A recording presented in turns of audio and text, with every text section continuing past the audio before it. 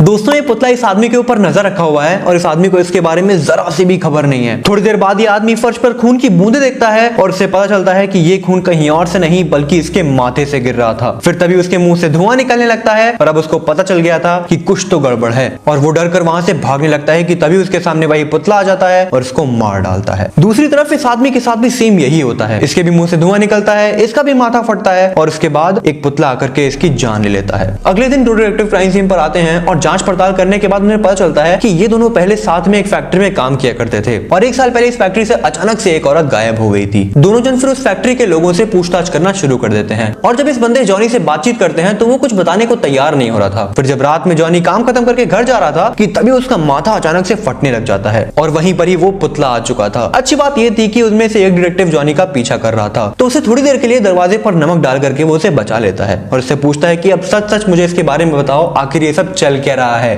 वो बताता है कि एक साल पहले इनके फैक्ट्री में एक रोज नाम की लड़की काम करती थी तो ये सभी दोस्त लोग मिलकर के उसके साथ मजाक करने वाले थे। वो लोग उसे फूल भेजते थे और उसे प्रेम पत्र भेज करके चढ़ाते थे और एक बार ये लोग रोज को चिट्ठी में लिखकर भेजते हैं कि मैं तुम्हारे साथ मिलना चाहता हूँ, तुम मेरे प्लीज घर आ जाओ। रोज खुशी खुशी वहां पहुंच जाती है और फिर उसे पता चलता है कि वहां इन दोस्तों ने मिलकर के पुतला रखा है और इसके साथ मजाक कर रहे थे। रोज बहुत शर्मिंदा महसूस कर रही थी और जब वो वहां से जाने लगती है कि तभी एक आदमी उसका हाथ पकड़ लेता है और तुरंत छोड़ देता है, जिसकी वजह से वो गिर जाती है और उसका माथा फट जाता है और इसकी वजह से उसकी वहीं पर ही मौत हो जाती है। सभी लोग बचने के लिए उसकी बॉडी जंगल में ले जाकर के दफन कर देते हैं। फिर वो डिटेक्टिव पूछता है कि आखिर उसकी बॉडी है कहाँ। फिर वो वहां जाकर के उसकी बॉडी को जला देता है। अब उस बॉडी को तो खत्म हो जाना चाहिए था लेकिन रात को जॉनी के अपार्टमेंट में रखी डॉल उसको मार डालती है और जब डिटेक्टिव वहां उसकी बॉडी को देखता है और वहां बैठी डॉल को तो वो समझ जाता है कि अभी तक वो मरी नहीं है। इसका मतलब ये था कि वो पक्का किसी और चीज के थ्रू जिंदा थी। तो डिटेक्टिव उसकी बहन के घर पूछताछ करने चला जाता है और उसे एक अजीब चीज पता चलती है कि उसकी बहन जहां जहां गई थी